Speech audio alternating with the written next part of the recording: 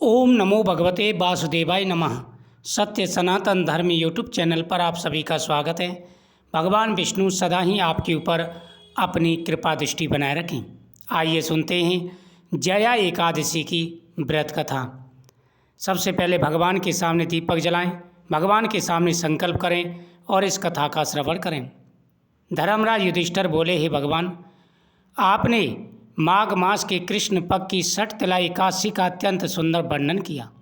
अब आप कृपा करके माघ शुक्ल एकादशी का क्या नाम है, व्रत की विधि और उस दिन कौन से देवता का पूजन किया जाता है, विस्तार पूर्वक कहिए।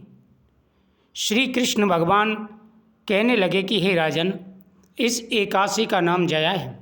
इसका व्रत करने से मनुष्य सभी प्रकार के पापों से मुक्त हो जाता है और अंत में स्वर्ग की प्राप्ति होती है।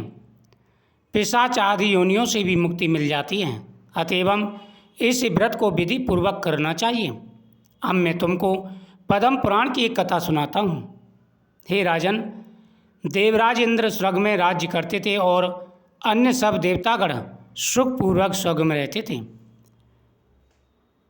एक समय इंद्र अपनी इच्छा अनुसार नंदन वन में अप्सराओं के साथ क्रीड़ा कर रहे थे और गंधर्व गान कर रहे थे।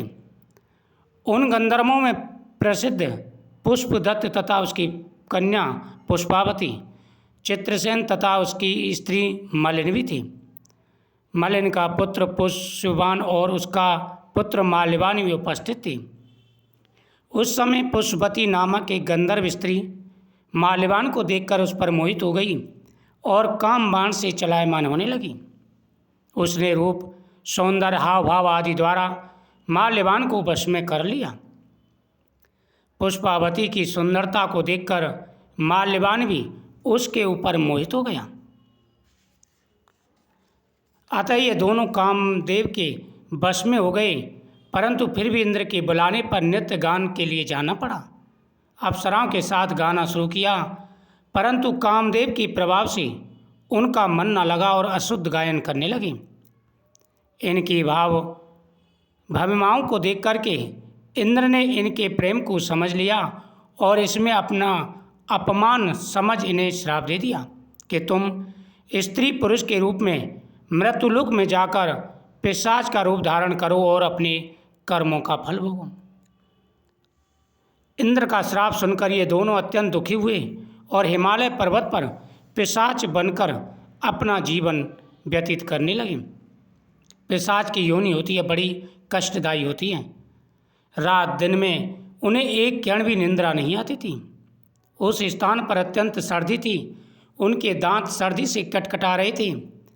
एक दिन पिशाच ने अपनी पत्नी से कहा, ना मालूम हमने पिछले जन्म में ऐसे कौन से पाप किए जिससे हमें इतनी दुखदायी है पिशाच योनि प्राप्त हुई। यानी वह कष्ट पा रहे थे और उसने अपनी पत्नी से कहा, क्योंकि उनको याद कुछ रहा नहीं, पता नहीं हमने ऐसे कौन से बुरे कर्म किए हैं जिनकी वजह से हमें इतनी कष्टदायी है पिशाच योनि प्राप्त हुई है। बड़ा कष्ट होता है इस योनि में। देवयोग से एक दिन माघ मास के शुक्ल पक्ष की एकादशी आई।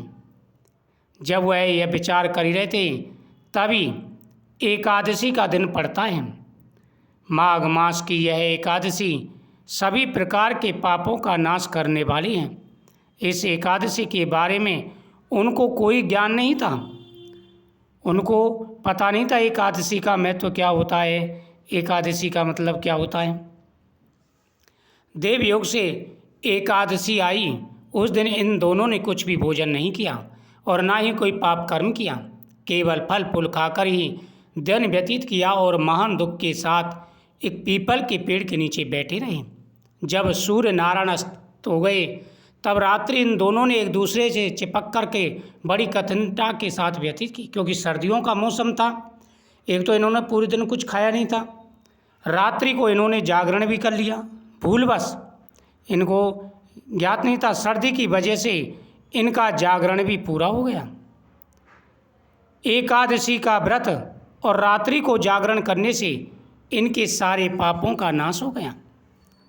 जब सूर्य नारायण अस्त हो गए तब रात्रि इन दोनों ने एक दूसरे से चिपक कर बड़ी कठिनता के साथ व्यतीत की। सर्दी के कारण इनको रात्रि में निंदा नहीं आई।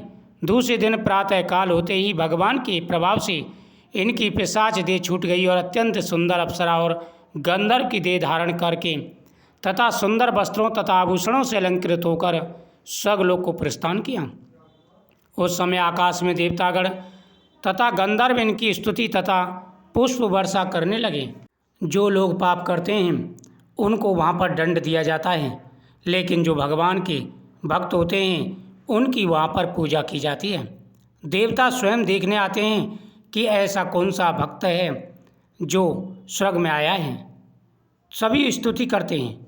उसी प्रकार उनके ऊपर भी देवताओं ने पुष्पों की वर्षा की।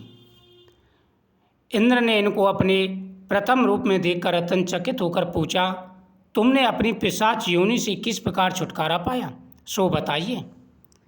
यह सुनकर के माल्यवान बोला कि हे देवेंद्र, भगवान विष्णु की कृपा और जया एकादशी के व्रत के प्रभाव से हमारी पिशाच देह छूटी है। तब इंद्र बोले कि हे माल्यवान, भगवान की कृपा और एकादशी के व्रत करने से केवल तुम्हारी पिशाच योनि छूट गई, वरन हम लोगों के भी बंधनी हो गए हों, क्योंकि भगवान शिव के तथा भगवान विष्णु के जो भक्त होते हैं वह हमारे भी बंधनी होते हैं। अब तुम जा कर के विहार करो। भगवान श्री कृष्ण कहने लगे, हे राजा युधिष्ठिर, इस एकादशी के व्रत से बुरी योनि छूट जाती है। जिस मनुष्य ने इस एकादशी का व्रत किया उसने मानो यज्ञ तप दान आदि सब कर लिए। जो मनुष्य जया एकादशी का व्रत करते हैं वे अवश्य 1000 वर्ष तक स्वर्ग में निवास करते हैं। उनके सारे पापों का नाश हो जाता है। मनुष्य को पूरे नियम के साथ में एकादशी के व्रत का नियम पालन करना चाहिए। जो व्यक्ति एकादशी का व्रत करते हैं उनके ऊपर भगवान की विशेष कृपा बनी रहती है और जीवन में कभी कोई कष्ट नहीं आता। जाने अनजाने में की गई पापों का नाश हो जाता है।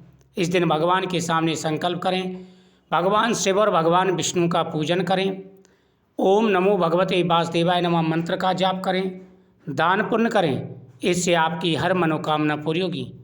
जो भी जीवन में परेशानी आ रही हैं, जो भी जीवन में दिक्कतें आ रही हैं, आपकी सारी परेशानियां दूर हो जाएंगी। कृष्णाय वासुदेवाय हरे परमात्मने प्रणतः कलेश नाशाय गोविंदाय नमो नमः। इस दिन गौ माता का पूजन करें तथा दान पुण्य करें। इससे आपकी प्रत्येक मनोकामना पूरी होगी और कार्यों में आ रही अड़चनें दूर हो जाएंगी। एकादशी के दिन आप नियम के साथ पालन करें। चावल और तामसिक भोजन से दूर रहें।